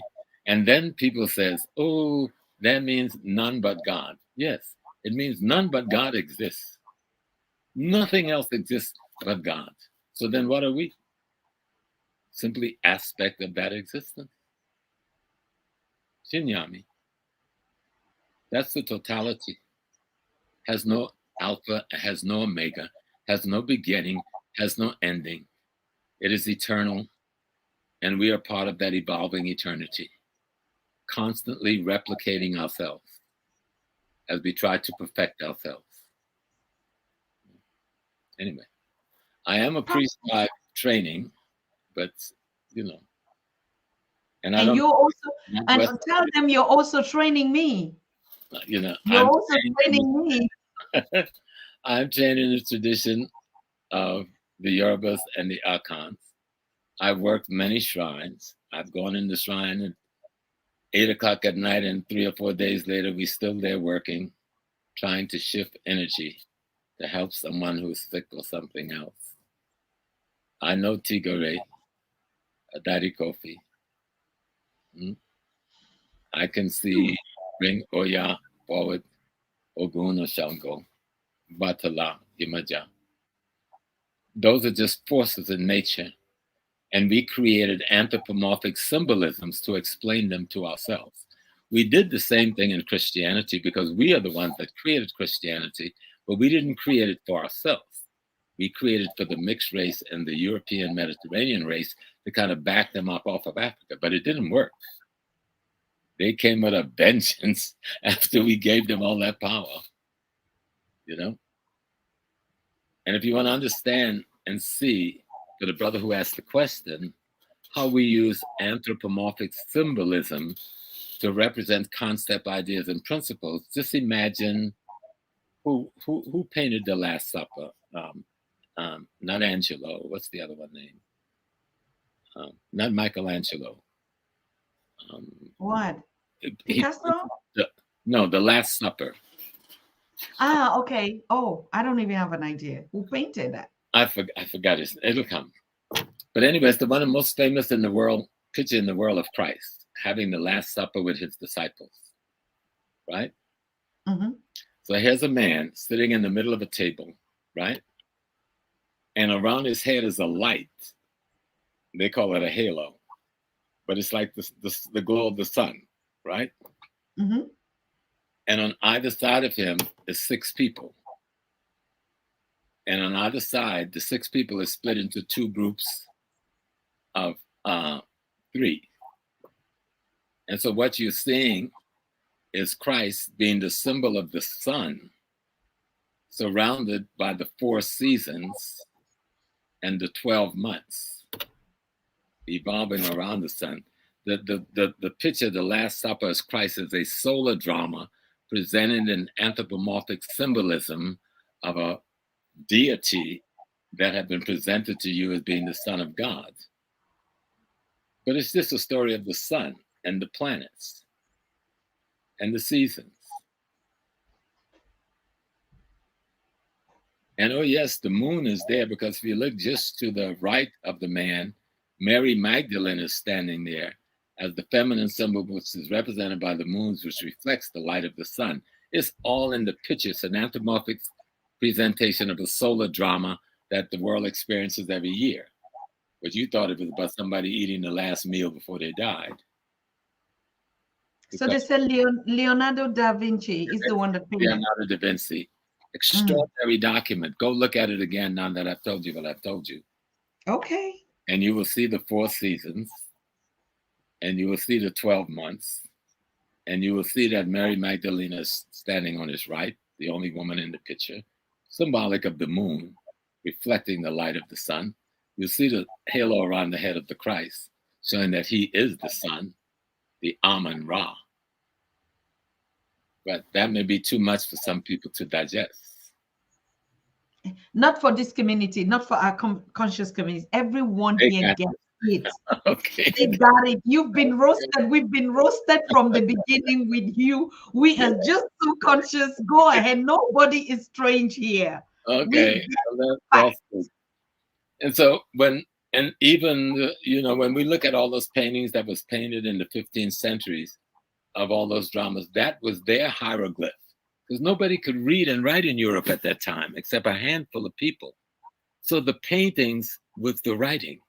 You understand? They told the stories in the paintings. So now we're looking at it like, oh, what a beautiful painting. No, that's not what it was. It was a storybook about nature, about cosmology and ecology. We missed the boat. We missed the boat. But I want us to get this a little bit straight again, because you're speaking and the whole thing is coming and it's making a lot of sense. I think you really like kind of like, inject it into these DNAs, and our memories are coming, and we're seeing ourselves in the past, we're seeing ourselves in the present. Honestly speaking, that shrine that you say it's really kind of like, I don't know, community, do you feel it? I see it, all of you just saying, hey, this is too much here, it's heavy here. But let me show you another one, Susan, that we see yes. and we don't see. Have you ever seen a picture of Isis? And she's always sitting a set, right? And Yes. She's always sitting, right? She's sitting in a posture as though she was a chair, right? Yes. And the boy child, is sitting on her lap. And the boy child is supposed to be the king, the son of God. Well, it is the woman that is the throne of the earth, according to African folklore. That if you're the throne, you're the foundation. Above her head, if you look on her head, most people never look on her head, there's a chair on her head, symbolizing the throne. Yes. But it is her posture that is the throne. The woman is herself the throne. She is the foundation. The life, the very God that is supposed to be symbolized by the man, Haru, came out of her womb upon which she's now sitting. We need to take our time and watch these things and learn the story. There was nobody named Isis, okay? That's a metaphor. That's an allegory. That is a symbolic representation of a concept, idea, and principle that has to do with the feminine energy. When the universe decided that it would be a human being, it decided that it had to be a female human being first. And the universe and the female human being gives birth to the male. And then the male and the female give birth to the rest of the human eternity. Now, scientifically disprove that. I'll meet you in Yale, Harvard, Cambridge, Princeton, anywhere. Scientifically disprove that. You can't. And we have the records in ancient Egypt to back it up in the pyramid text. In the pyramid text, if you read it, it says, it starts out, I created myself out of myself. I cause existence to exist so that existing might exist. And when I realized that I existed, this was Amen. He said, Ma'at, the feminine principle, truth, right, harmony, balance, and reciprocity was at my side, not come from my ribs. And then I spat out Shu, the air, and I spat out, coughed up Tepnut, the moisture. And Tepnut and Shu created Geb, meaning the earth, the minerals. And Nut, the planetary things made of those minerals in the sky. And the energy from those things created Asar and a Set. And what's the other brother name? Set and Nephthys. And so human life began. That's how we wrote it way back in the day, before there was a Bible, Torah, or Quran. And then in the end, God said, having created everything my heart desired, I then expanded in it all, meaning I, the divine, I have supplanted myself in everything. So everything is me, and I am everything. And then in his closing dissertation, he says, and I came from my mother, Nun, the black waters, which is simply in quantum physics, liquid matter. Disprove it. Bring your scientists. Let us talk. And I think we'll have a wonderful time. Professor. This is professor. This is prophecy. This is knowledge. That's African culture. That's African spirituality. That's African sacred science. And that's what we need to get back to gain a true understanding of how to be human. Because that's what the sciences is about. The things that they call in religion, what it was supposed to teach us is how to be human. Mm-hmm. You see? Yes. And so our culture, our tradition taught us how to be human. But then others who had not had that teaching disrupted our place. They invaded our lands. They killed our people. They raped our women. They burned our huts. They burned our homes. And then they came back and says, oh, now I will give you a way on how to be human.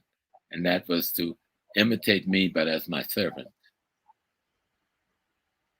Anyway, I just closed the book.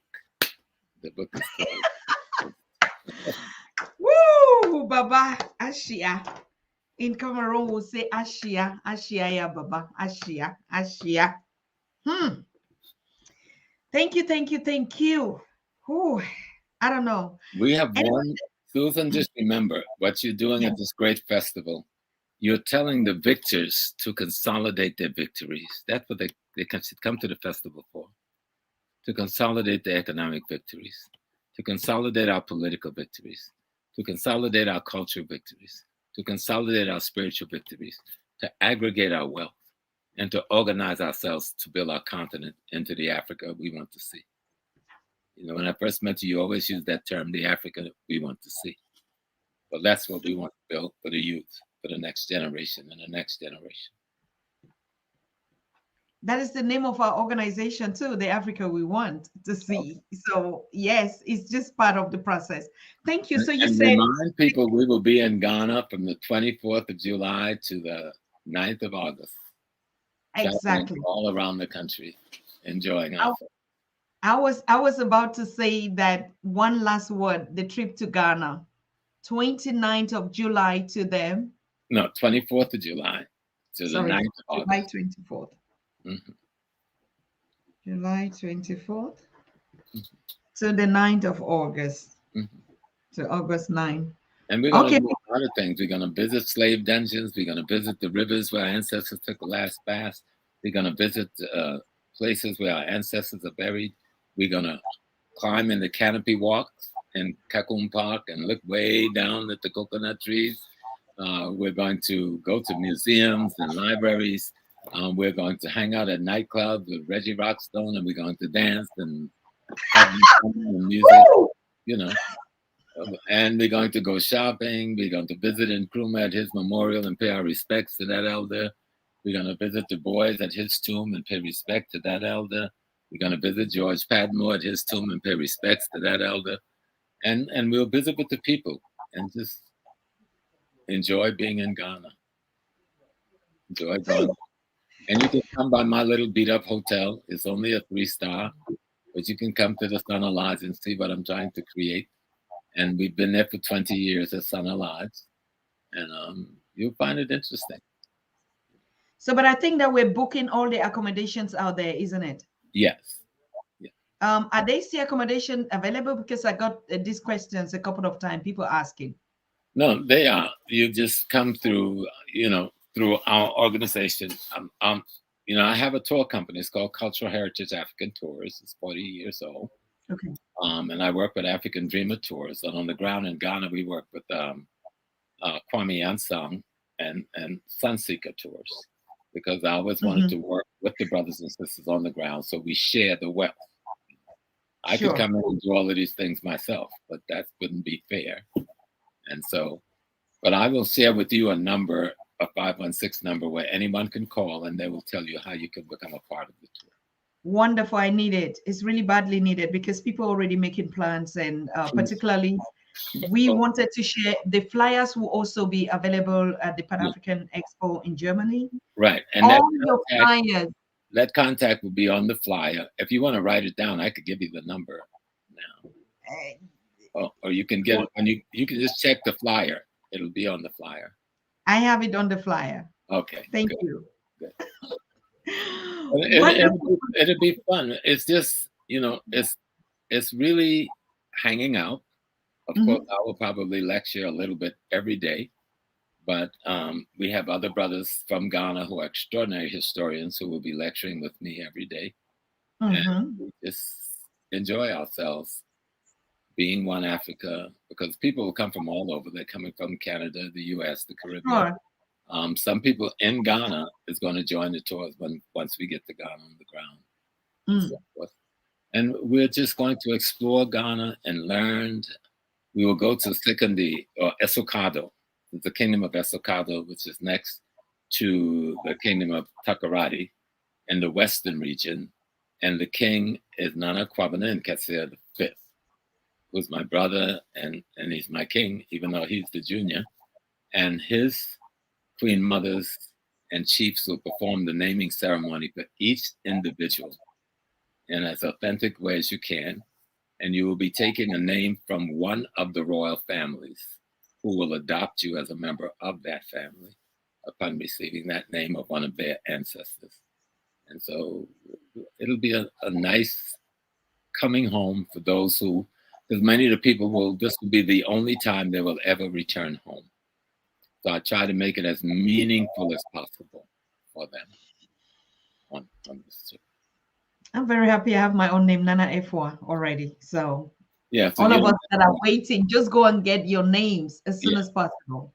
Yeah. So in Ghana, I'm Nana Kofi Mpansa, the second of the Agogo school.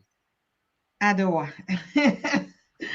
Thank you, Baba. Thank you so much, Professor. Yes, this is what we say, Professor. When we say we go and we learn the African secret science and knowledge, and we bring it back to our people, this is exactly the legacy that we're giving from generation to generation. And we are here, and you will see us, and you will see us even after live.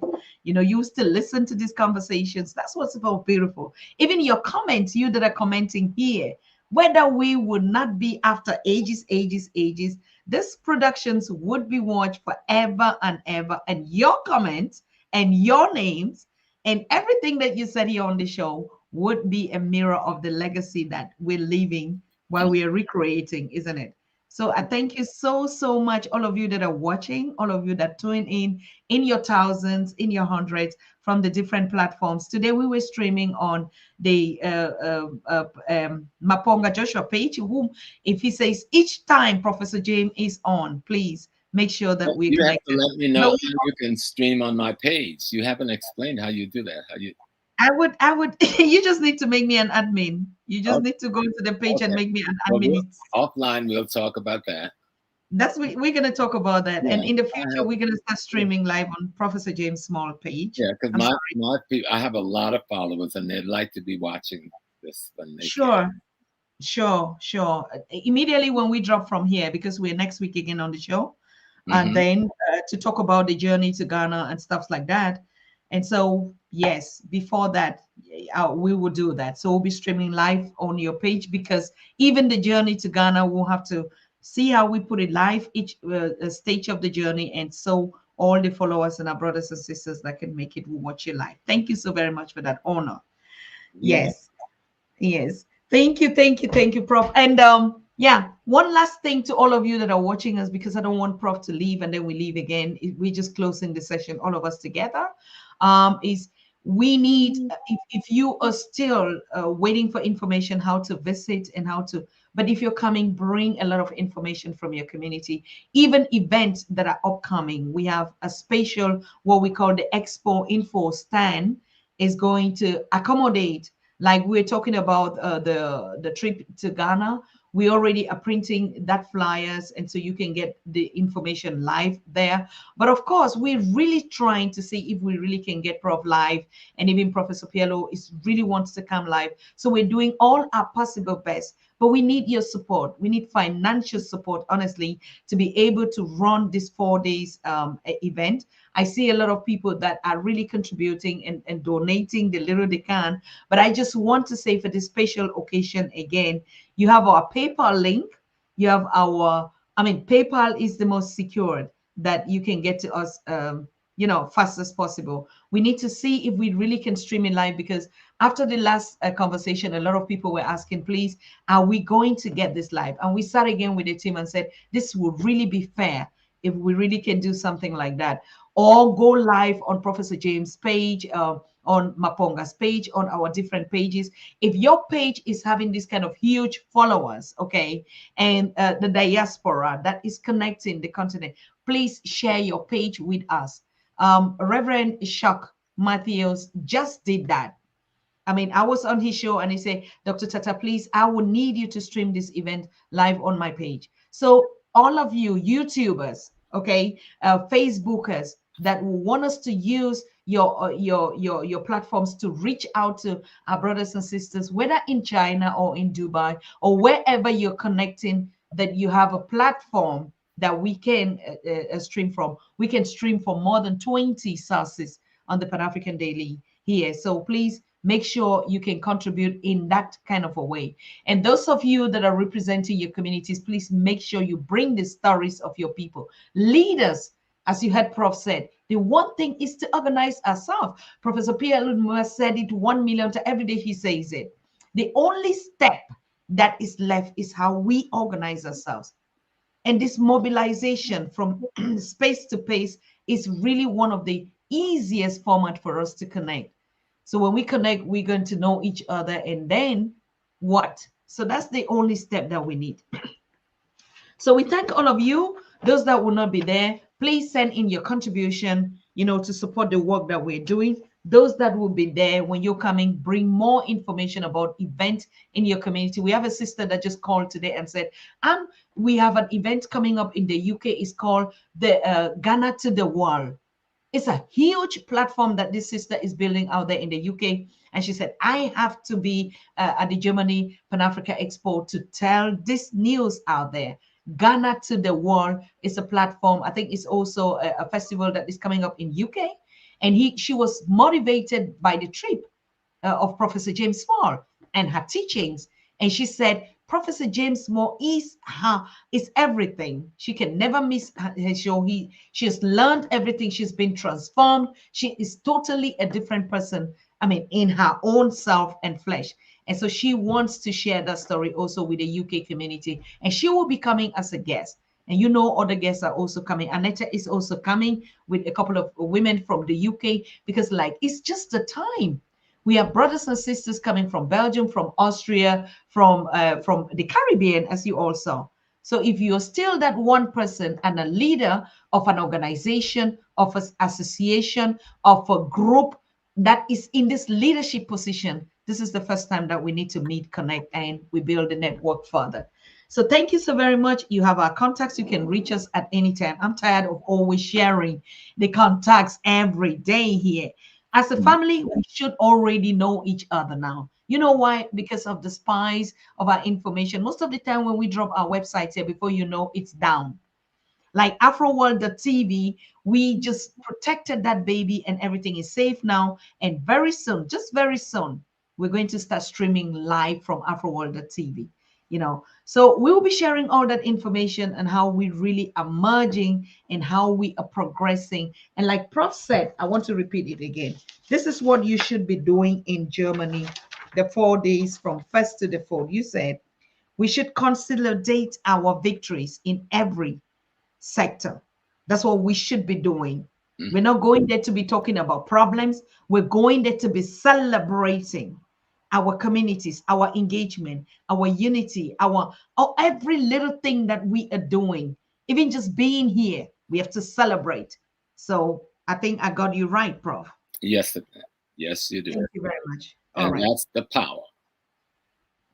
That's where the power is. So thank you, beloved. It is a wonderful time, and we are ending up this session. And like I said, just continue to share, like, subscribe, and invite one another to join the family. Thank you so very much. Good night to all of us. Good night, dear Susan. Stay strong.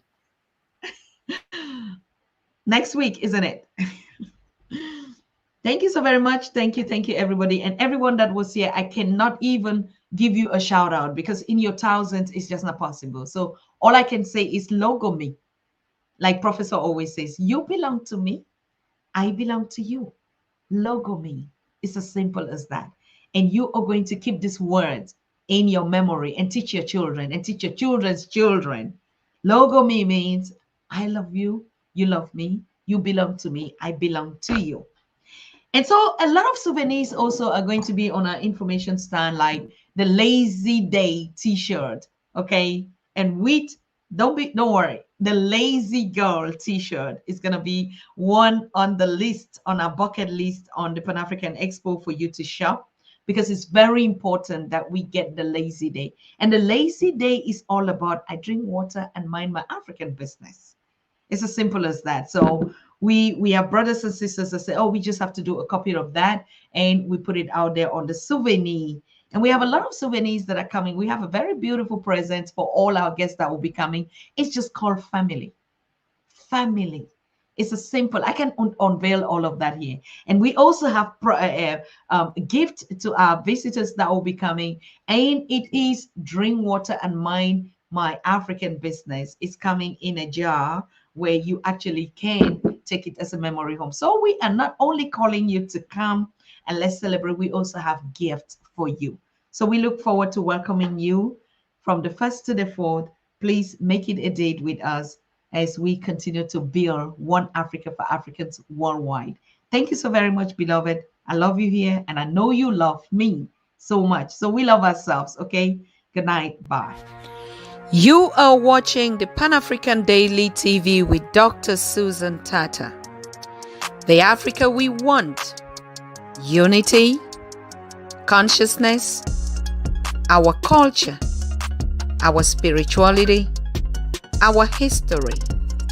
One Africa for Africans worldwide. Motherland's calling its diaspora home. Join my voice. Join my team. Join my campaign. Campaign 21 hashtag 1 million subscribers on the Pan African Daily TV YouTube. Be a volunteer. Apply now. Be the new Africa.